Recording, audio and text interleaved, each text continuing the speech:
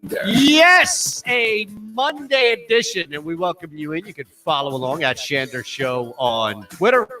We're live on the stream, twitch.tv/Shander Show as well. And however you can consume this program from an audio standpoint, 6 different ways at least now, from stream to radio station. So we appreciate you riding with us. We'll chat about what happened Saturday night where the UFC was hijacked following a pretty big moment for Amanda Nunes and the sport itself. Dana White even wants you to believe that he's thought of retiring. This whole thing, this nonsense, this back and forth. And speaking of which, that's usually what you get in Major League Baseball. Baseball has destroyed itself. And I don't know anywhere else to start, but what's happened over the last 36 hours. It's taken 36 hours for this thing to go from, don't worry, it doesn't matter, it doesn't seem as bad as it looks because they'll get it right, to now nobody. I don't care who you are. I don't care if your last name is Passan, Stark, Everett, whoever it may be. We can bring on the smartest minds that cover this sport. It doesn't matter anymore because nobody can definitively tell you. I guarantee you that Boris and Manfred and anybody else you want to throw in there, nobody right now has any real definitive idea if Major League Baseball is actually going to play this year. And if it does, we're basically looking at a 48-game season at best if you believe everything going on right now. It's a disgrace what's happened, truly. And the story has advanced because it went from heading into the weekend, don't worry, even if you're pessimistic right now, this thing will figure itself out. It'll work itself out. That's kind of the lie you got told. Don't worry, they'll play. They have to play. They have to play? Really? We've seen work stoppages and strikes. We've seen sports stop before without a pandemic, without something outside of the league acting as the catalyst to shut it all down. Man, I don't know how else to put it right now, except Major League Baseball is in the process of not even eating itself anymore. This is like that last little bite. It's that one final morsel. Just go ahead, finish the plate. You've devoured everything. You've devoured yourself. There's a little bit left of you. Go ahead, eat it. That's where we're at right now. They're not salvaging anything. They're not saving anything. The PR right now is that Major League Baseball's cooked. And even when it or if it comes back, you're dealing with the NBA. And man, we are loaded when it comes to some NBA futures here. The NHL just went on DraftKings and got full advantage of an NHL boost. Our Flyers, and unfortunately it's a state thing, so you have to roll the Penguins in there as well. But already we see it coming back. The excitement knowing that futures are going to lead to a sport playing out pretty soon. Have you even placed a bet? Now we have a poll up, and we'll get to this coming up in a second. But I am curious, for those following along, those watching at Shander Show, twitch.tv/Shander Show, have you even placed a futures bet on Major League Baseball? Have you even looked at, and maybe it depends on how many games get played, and that's probably a pretty big factor, right? You can look already and know that there's probably a pretty big lock that the Baltimore Orioles ain't doing squat. Like, you would need a 12-game schedule in order to really give the Orioles a shot at anything. Okay, that's pretty much SOP right now when it comes to bottom-feeding teams. But the Miami Marlins, for example, right? There's nothing that they'd be able to take advantage of in a 48-game schedule. 48 games, as short and as quick and as tight as it'll seem watching it, is still enough time for a team like the Marlins or Orioles to expose themselves. So that's not going to change. But elsewhere, wild cards, a tight division, a lot of that factors in on how many games are going to be played. You might put a futures bet with 82 that would change drastically if you know now only 48 are actually going to be played. And I wouldn't fault you, because I would think that's a pretty big piece of data that you would need to rely on in order to conveniently and then confidently place this futures bet on whatever team, fill in the blank. Man, how baseball has dropped the ball is becoming even more and more evident. I'll give you two things. One, we just laid out sports betting. This inability to determine how many games will be played has had, I have no doubt in my mind, a significant impact in futures betting in baseball, which would make total sense, wouldn't it? That people would need to know exactly how long a season is before they're going to bet who wins a division, who makes the playoffs, things like that. NBA, you can bet. I just put one in today. Dave Logren's going to join us in the second hour at Lofty_D. And I was speaking to him earlier. He is all over. You want value as far as a team to make the playoffs in the NBA. He's all over the Pelicans at plus 400. Convinced me. Took it. Bam. I was like, all right, I'll ride with that. That's something at least you can place, knowing how this is going to work out, knowing that there are 8 games you have to finish within 3.5 just to be validated for a play-in game. All of these things that would aid a team like New Orleans, you at least understand what's going on. We have no idea what's going on right now with Major League Baseball. Zero, zip. To the point where if you were to set your own odds and you could ask yourself the question, the title of the show, what are the odds Major League Baseball is even back this year? The first one I gave you as far as how it totally self-destructed is the lack of concrete data on how many games will be played, a schedule, a season, and that impacting sports betting. The other is this awful report that came out on Sunday. Now, the back and forth that's happening between players and owners, that hasn't changed. Major League Baseball has presented the same offer 3 times in just 3 different ways. That hasn't changed or moved at all. But what's flying under the radar right now, because it happened on a Sunday, and rightfully so, people were talking about a lot of other things going on in this country, even in sports.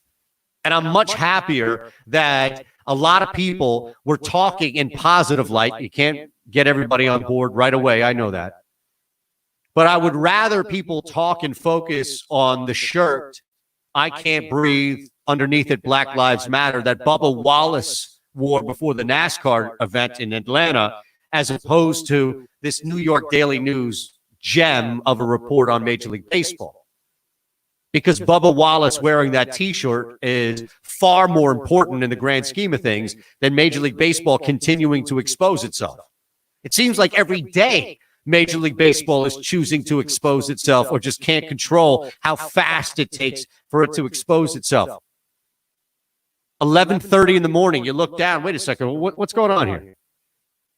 Haven't gotten that email, haven't gotten that report, haven't gotten that anything, that notification on Twitter. And somebody, what are you talking about? What notification? What email? What's going on that I don't know about? Oh, just the daily email or the daily notification that Major League Baseball continues to self-destruct. The report that came out on Sunday was from the New York Daily News. They reached out to 28 different health, human services departments that would be directly responsible for a dialogue and communication with Major League Baseball teams. Now, I'm looking right now as I speak to you into the camera, of course, twitch.tv/Shander Show and at Shander Show. I'm looking right now at the NFL's plan to come back. This is according to Albert Breer, his report. All of the protocol that needs to be followed for the NFL to come back. Meanwhile, look at Major League Baseball. This report comes out on Sunday that of the 28 health services that the New York Daily News reached out that would be in contact with the Major League Baseball team about how to properly come back in the middle or midst of COVID-19, 5. That's it. 5 got back to the New York Daily News with, we spoke to a team. That means 23 responded saying, we haven't heard from our local baseball team. And of the 5, one of them was the commissioner of the local department in Milwaukee. And she came out and said, yeah, we spoke to the Brewers, but I have to be honest, I am really skeptical right now of Major League Baseball's plan. And the biggest caveat in that is Major League Baseball is not planning on testing players every day. The difference in Major League Baseball just throwing it out there versus the plan that the NBA and NHL have is glaring. And it's just such a wide gap right now. It continues to reinforce that Major League Baseball has no idea what they're doing. None. And it's a shame. It truly is. But I don't know what else you can say at this point. They have fallen off the face of the cliff, and coming back 48 games is a laughingstock. Laughingstock. Now, let's see what happens if they actually do.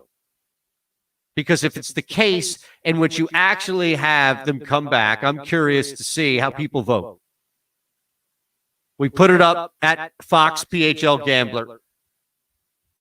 As we get ready for the show, we want to know what a shortened MLB season means for our gambling community. Thanks, Tony, of course, helping out and doing a ton with social media. Rob, of course, producing the show. But think about this. Everyone out there in your own way, and I'll tell you why my answer is I'll bet less. Will you bet more or less or about the same with a shortened season? Let's use 48 games. That's where passing is today. That 48 games seems to be the legit option as time continues to dwindle. How in the world are you going to look at 48 games and think to yourself that you're going to get enough criteria and enough time for a team to really show itself or expose itself? If you're riding or fading, it's not for me. I do not want to crunch 20 games of data knowing that I only have 28 games left just to get some sort of rise or high in betting in baseball. And here's the beauty of it. You won't have to. You can only bet on so much. I don't care what you're laying out and in what capacity. There is going to be an overdose of sports when Major League Baseball is truly up and at 'em and back. There's going to be this major overdose in sports, man. And there are going to be so many things that you're going to focus betting on. Here's the prediction. You'll be betting more, and it may not be dollars, or it'll be percentage, I think. Maybe not total bets, but as far as opportunity to bet on days versus the amount bet on this sport, I wouldn't be shocked if the PGA is neck and neck with baseball, especially if you have a 48-game season. Come on. What are you getting from that? 48 games, nothing. You're just getting the presentation of, look, we didn't just totally blow it. We didn't just totally screw up. That's the difference. It went from, don't worry, they'll figure it out, to, man, I don't know if they can, to, even if they do, it's just to save whatever face is left. What are the odds? Fox Sports Radio, The Gambler, presented by Cure Auto Insurance, at Shander Show, and again, at Fox PHL Gambler is how you can vote on the poll. And as expected, the leader in the clubhouse right now, it's early, is I'll bet about the same. I think from multiple points of view, all of you will be betting less. You may just not realize it now. And that's last. And I figured it would be second or last behind I'll bet about the same, but it's significantly behind the two others. I'll bet more and I'll bet about the same. But I just don't think people realize that we're talking about a sport. 48 games is not going to give you much. By game 25, if you're looking to establish any real set of criteria, that thing could change and you don't have enough time. 48 games can be a slump. 48 games can be a streak, all of that. It's too tight of a finite period of time for me to say that I'll be heavily invested. You'll have NFL futures continuing to build up. You'll have the NBA playoffs. You'll have the NHL playoffs. You'll have the PGA, which you watch and see. I saw that there's $1 million tournament this week for DraftKings. Already, it's back. Everything that we've been missing. I know the UFC has been carrying a lot for us and continue to do that on Saturday. But, man, you realize that we're about a month and a half or so away from having it all back. Just all back. It's like you starved yourself for a week, and instead of moderately eating, you just went and ordered everything you possibly could off the menu and stuffed yourself. Just wait. I can't wait myself, but just wait from a betting standpoint on where you are. Baseball is going to be such an afterthought, especially as the PGA rolls on and we start seeing more and more golfers, fans start to be out there. And this thing already is going to build up now this weekend. It's only going to get higher. NASCAR did not really reach out as much as I thought it would from a more universal standpoint, but the PGA will be way more on the side of what happened with the UFC. Now, over the weekend, beyond the statement made by Bubba Wallace and that reaction on social media on Sunday, you had in sports UFC 250, which provided a ton of late value, depending on what side you were on. Now, that $1 million bet on Nunes, I mean, that thing closed over 6-1 as a favorite. There's just no way that she was going to lose that fight. Ridiculous that she would even come close to losing that fight. That on top of the 2 knockouts, including the walk-off knockout, which is such a rare thing in anything, man. Like just seconds left ticking on the clock, and you get that walk-off knockoff. What an knockout. What an amazing thing to watch. Some good value. If you were playing DFS, if you were looking at any tournament there, I'm sure that based off of some of those results, majority of those results, that a lot of people were able to at least make their money back. I'll leave it at that. Now, from a betting standpoint, it's a little different. It's all about how you choose victory and what you match it up with. And I always stand by the 3 or 4 fight heavy parlay. UFC, especially these bigger cards, they seem to reward a lot heavier that way. Where if you were to take the top 3 or 4 fights, the top 3 or 4 on that card that are the heaviest of odds, heaviest of favorites, and parlayed them, not even knowing what's going on, not even having a clear idea of the fight or any type of preliminary data, anything like that, chances are you'd win more often than not. And I'd even say like in 2 out of 3 times, if not more, you'd be winning those bets based off me. Now, every now and again, you see an upset, right? Every now and again, you see one that happens, and it's rarely like a 300-plus upset. That's one thing that I think you honestly have. Other though, I don't know if you want, thinking it, right? I don't know if you want to heavily invest in anything that's under a 2-1 favorite. You're going to get more value probably on the flip side there at that point, taking the underdog. But over the last couple of fights outside of the previous main event, of course, ended in an upset, and a lot of that was the cut that we saw. But outside of that one, and that was shameful on me because that closed at under 200, and I broke my own rule, but I was trying to be greedy. The best value that you'll find on these cards are taking the top 3, maybe 4, depending on how heavy the odds are. Odds on favorites and just running them in a parlay. And chances are you're going to get back plus 105, plus 115. If you want to add a 4th fighter, depending on how low it is, you might even get your way up to plus 200 or so. But that would be the goal, I think. Now, the fight itself afterwards was hijacked because Conor McGregor is going back and forth and contract stuff, and that's what people do is they threaten retirement or they actually retire until they come back. But it was a total classless, selfish move by McGregor, who stole the spotlight from Amanda Nunes, who was insanely good leading into this thing. Heavy favorite, continues to beat everybody in front of her. It's not her fault. Also a great story. Her partner is pregnant. So there are so many things you could point to. The influence that she continues to have on not only female fighters, but any young fighter coming into this sport. And here comes McGregor's punk ass. Just, oh, don't worry. It's all about me. It's all about me. Look at me because I'm going through a contract. And yeah, other people need to know that Dana White doesn't necessarily handle things on the level. Well, yeah, that's known, I think, more often than not. But if Conor McGregor did that at 1:30 Eastern time on Sunday, he'd still get the same impact.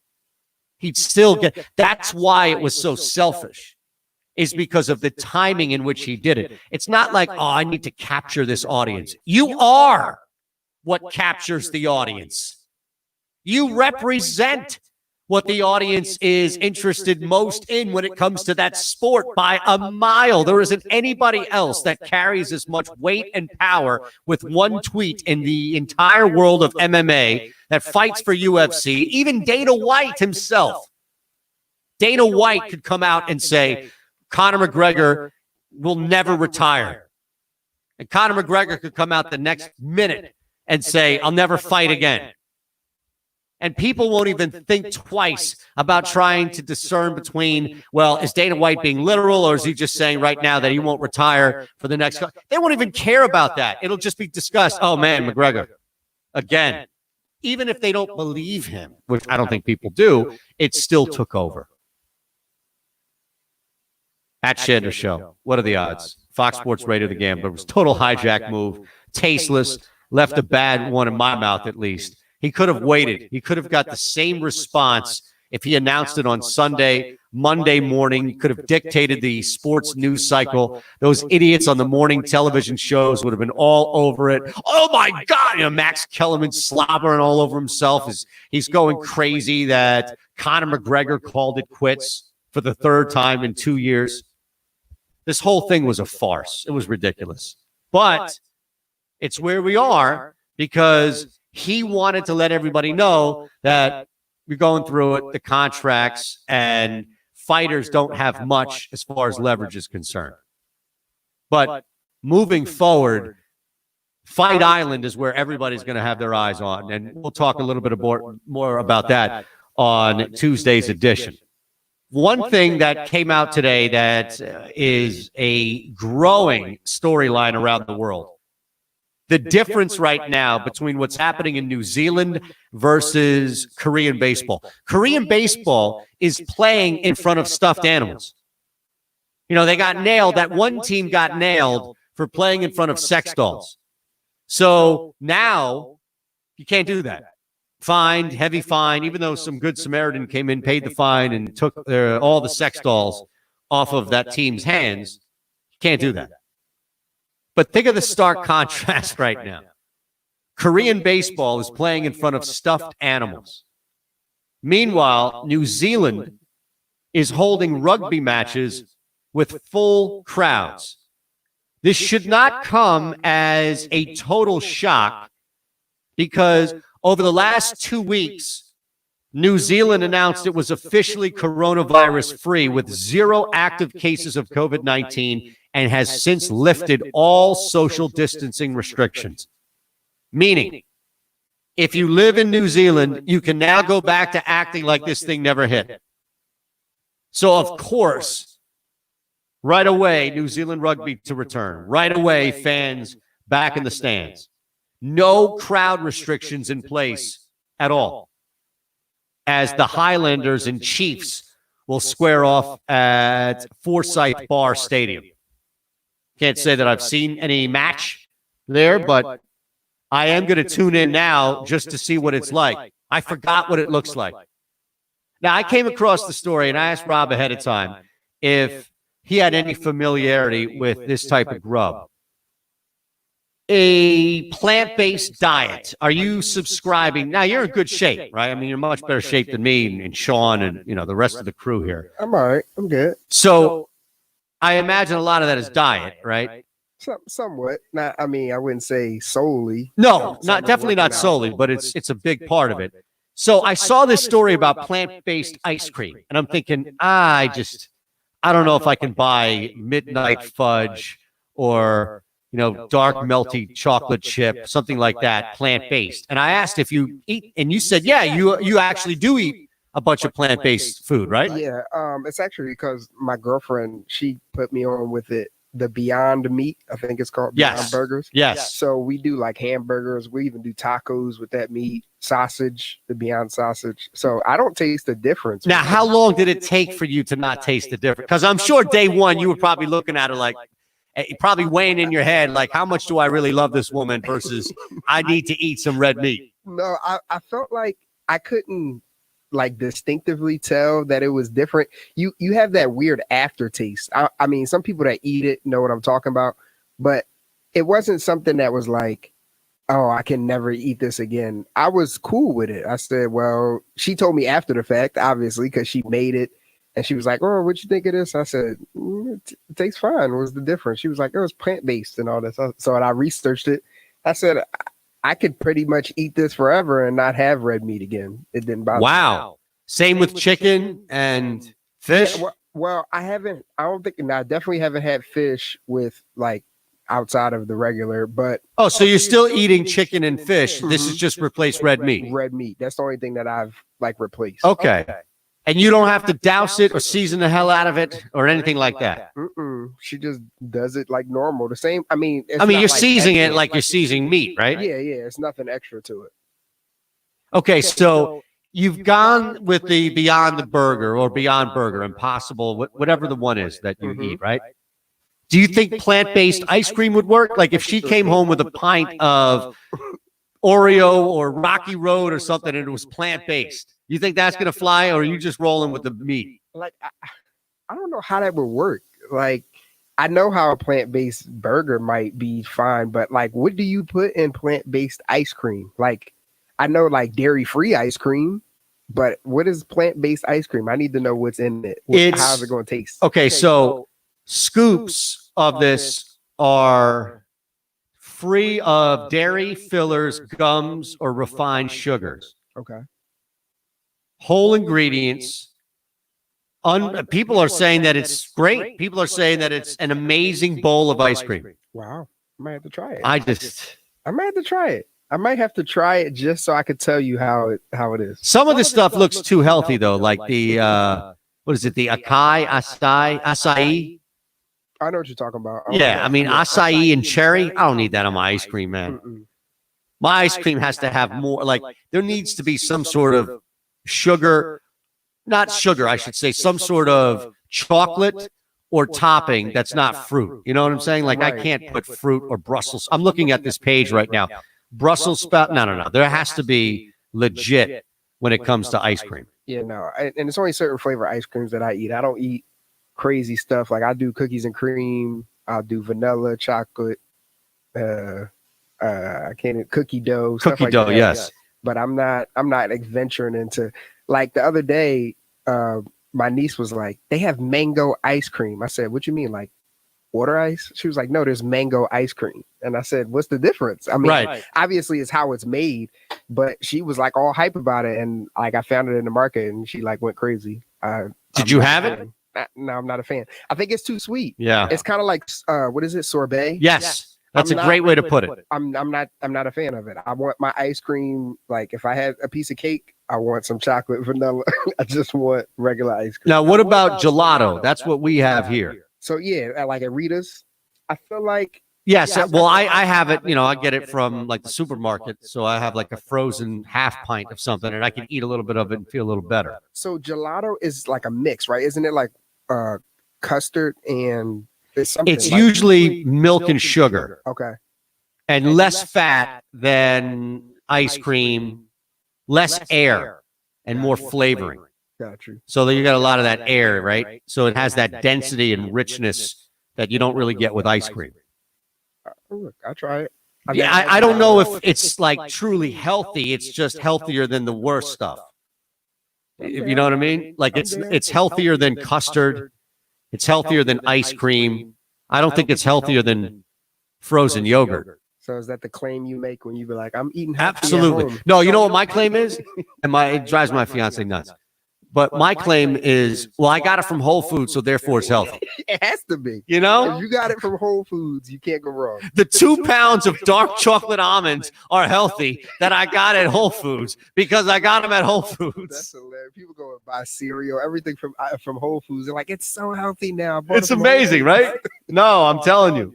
That's funny. All right, coming up, Dan Tom joined me. I want you to hear this interview at Dan Tom MMA, covers the world of mixed martial arts, and also spoke about the Bruce Lee 30 for 30. Both Rob and I need to catch up on this and chat about it, but neither one of us have watched it. So Dan has. He also saw everything that went down from Conor McGregor retiring and beyond. I want you to hear that coming up. Again, second hour, Dave Logren's going to join us at Lofty_D. All here on What Are the Odds, Fox Sports Radio, The Gambler, presented by Cure Auto Insurance.